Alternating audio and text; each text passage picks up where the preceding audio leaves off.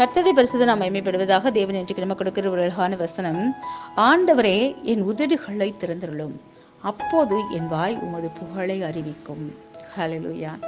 பாருங்க, நம்ம தேவன் நம்மளை அழைச்சதுக்கான காரணமே ஆண்டவரை குறித்து சொல்லணும் அப்படிங்கிறதுக்கு தான். உங்களை தெரிந்து கொண்டதற்கான நோக்கமே நீங்கள் அவருக்கு சாட்சியாக வாழணுங்கிறதுக்காகத்தான்.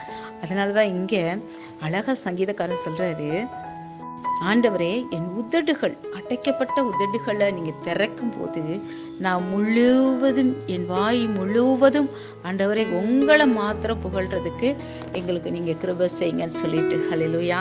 நீங்கள் ஒவ்வொருத்தரும் அப்படிதாங்க. நம்ம ஆண்டவரால் தெரிந்து கொள்ளப்பட்ட ஜனங்கள்.